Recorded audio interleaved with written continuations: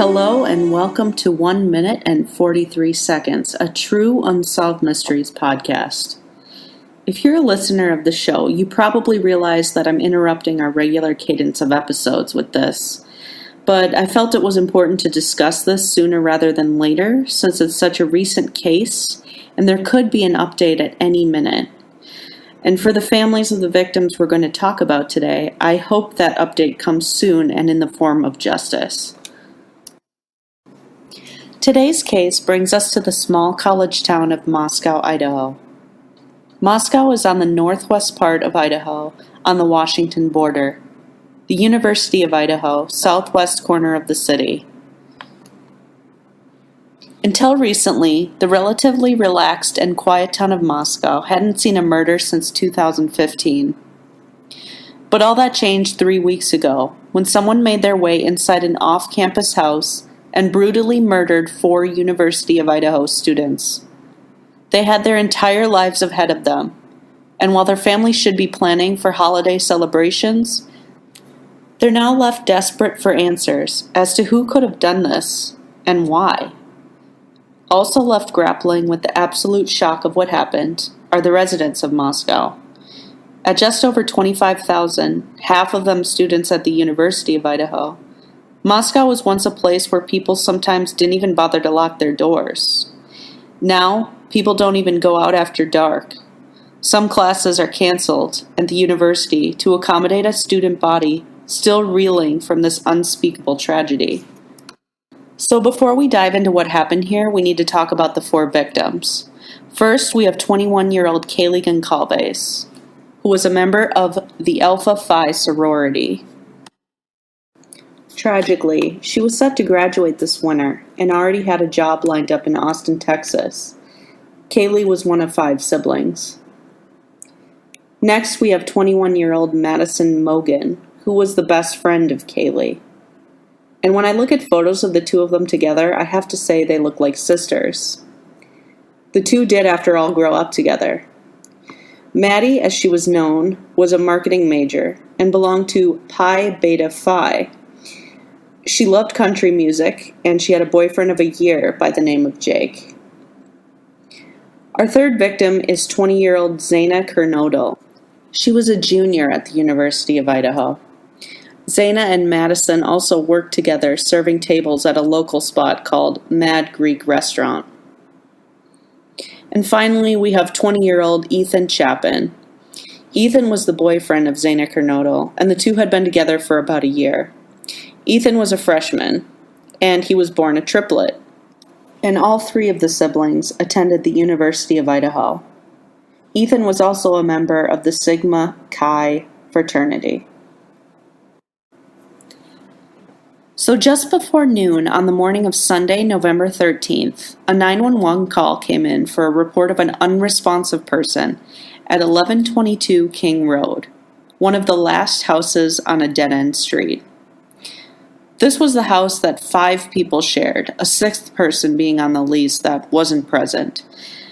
And if I'm correctly understanding the dynamic, it included our 3 female victims, Maddie, Kaylee, and Xana. And 2 other women also lived there by the name of Dylan and Bethany. Once police arrived at the house on 1122 King Road, they discovered that they were dealing with something far more sinister than an unresponsive person. It was then that they discovered the 4 victims stabbed to death by a large knife, apparently an attack that occurred in the early morning hours while the roommates slept.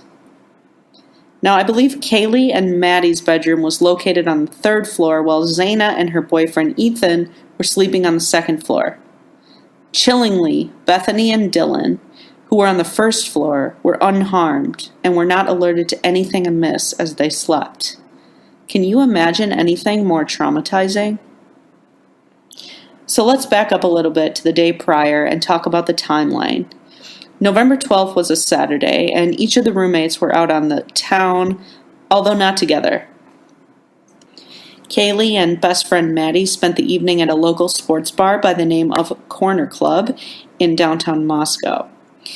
They stayed there until 1:30 in the morning.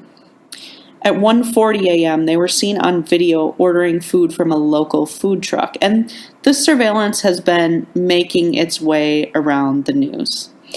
The video of the girls at the food truck shows them talking to a few people as they order food, including one guy who caught the eye of investigators early on. He's since been dubbed as Hoodie Guy. This was a guy who appeared on the video stream at the food truck. He waits for the girls as they order food, and while they wait for their food at another window, he strikes up another conversation with some other people.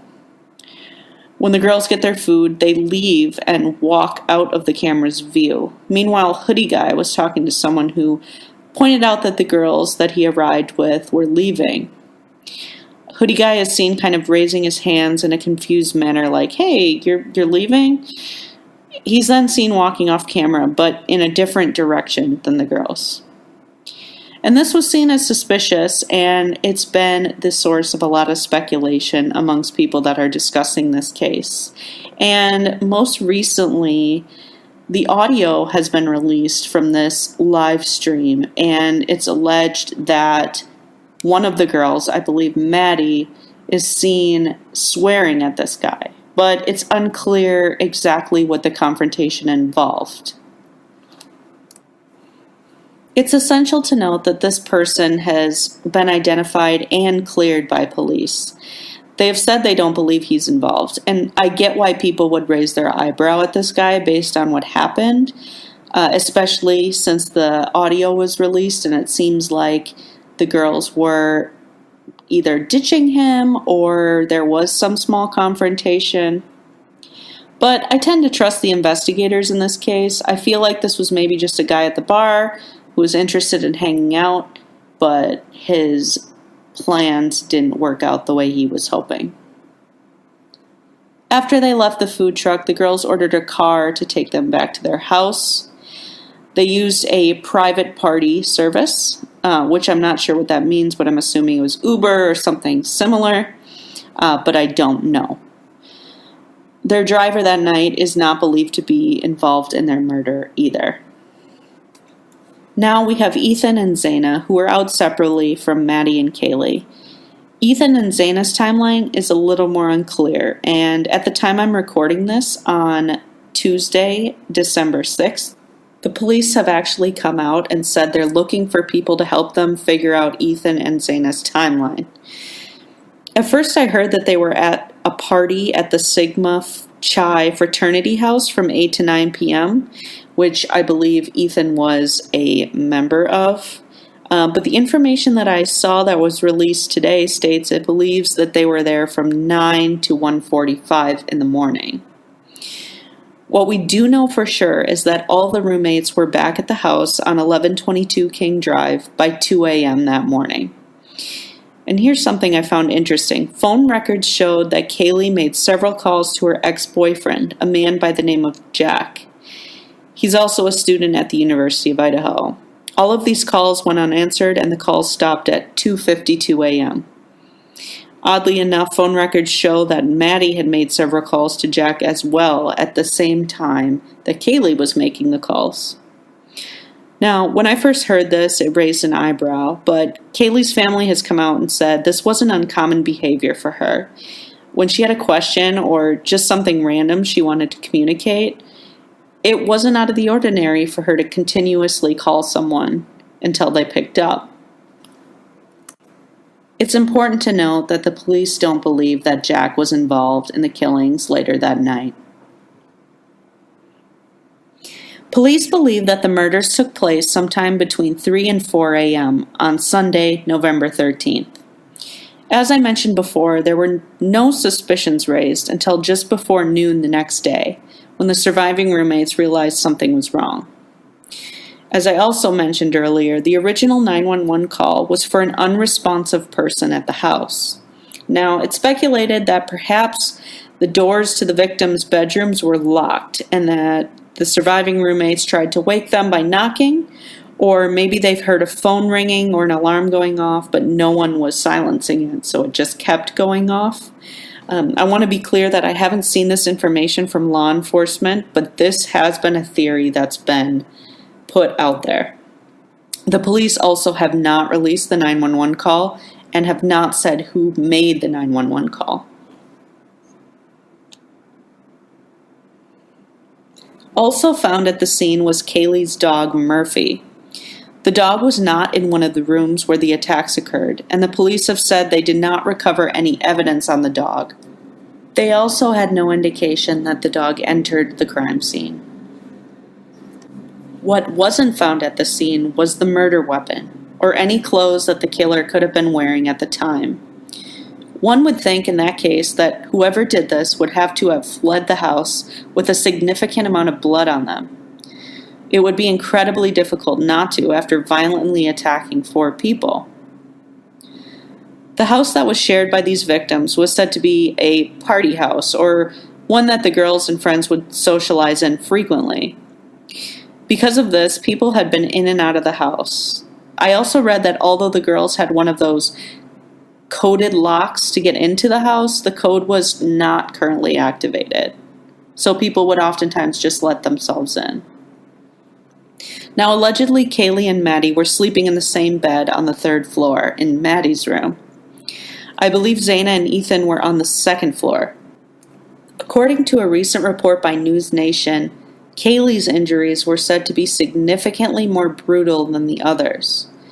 People have speculated that this could mean that Kaylee was the target of the attacks, but I'm not so sure. First, if Kaylee was the target, why would the killer also murder Xana and Ethan on the 2nd floor? Second, as it has been pointed out, Kaylee and Maddie looked incredibly similar. It would probably be even harder to find out who was who in the dark, especially if they were asleep in the same bed. There's one piece of information that could lead investigators to think that Kaylee was the potential target, however. Friends allege that Kaylee had made a reference earlier this year to having a stalker. After some digging, police were able to identify an incident that occurred in mid-October that Kaylee could have been referring to. Kaylee was at a local business, and when she left, one of 2 men who were hanging out at the business followed her out to the parking lot. He did, however, turn away from her as she left and does not appear to have made any contact with her. And police actually tracked these 2 guys down and learned that their very purpose for hanging out at whatever business this was to hit on women. Still, I don't put much weight on this, and I don't think these men are involved in what happened, given the information that we have today. When it comes down to it, I think this person is going to end up being someone that the victims were familiar with. Maybe the person wasn't necessarily their close group of friends, but an acquaintance or someone that they had met on occasion. I think this because whoever did this was able to enter the house in the middle of the night and somehow not wake the 2 girls on the 1st floor. The fact that the person navigated the house up to the 2nd and 3rd floor bedrooms suggests familiarity with the house, in my opinion. Of course, I have no way of knowing who the target in this case was or if there were multiple targets. I think it will be key to pin down the exact movements of Xana and Ethan that night, since their timeline is a little fuzzier than Kaylee and Maddie's. Did something happen at the frat party? At this point, we have no way of knowing unless somebody comes forward, and perhaps they already have and the police aren't saying anything. I do think that law enforcement has a lot of information that they aren't revealing at this point, but I'm personally confident that they are on their way to getting this solved. In the meantime, there are a number of ways you may be able to help in this case, whether you're a resident of Moscow or not. First, if you do live in the Moscow area, you're asked to upload any digital media you have from the evening of November 12th to fbi.gov/Moscow, Idaho. No matter how inconspicuous it may seem, photos, videos, Ring doorbell footage, whatever. It's possible that you hold a piece of information that the police don't have yet that could provide the missing link into what they need to solve the case. Secondly, spread the word about this case. It seems to me like a lot of people have been talking about this, but the more awareness, the better. There are still people I encounter on a daily business who haven't heard of this case yet. At the end of the day, there is a person out there who brutally killed these people, who had everything going for them. I encourage you to lend your voice to the conversation by sharing articles, updates, this episode, or anything else you can find on the case. At this hour, somebody who did this is still free. Finally, if you have any information at all about the murder of Kaylee, Maddie, Xana, or Ethan, you're asked to contact the tip line at tipline@ci.moscow.id.us or call 208-883-7180. Even if you don't know what happened to them, maybe you spoke to one of them at the bar or a party, or maybe you saw something off and just didn't think anything of it at the time. This is an ongoing investigation, and at the time of this recording, it hasn't even been a month since the crime occurred. Unlike many of the cases that I've discussed on this podcast, this case is far from cold. My heart goes out to the families of these 4 victims and all their loved ones. This is obviously an unspeakable tragedy, and I pray that the families, friends, and the town of Moscow finds peace in the coming days. I'll be continuing to follow updates in this case as they develop, and if you'd like to stay up to date with my thoughts and updates, I encourage you to follow the podcast on Twitter at 143podcast. You can find sources and other episode information at 143mysteries.com. We're also on Instagram at 143mysteries. Thank you so much for being here, and please be well. We'll see you next time.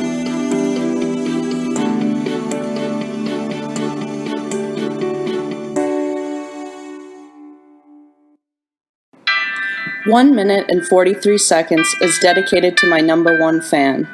Thanks, Dad. I love you and I miss you.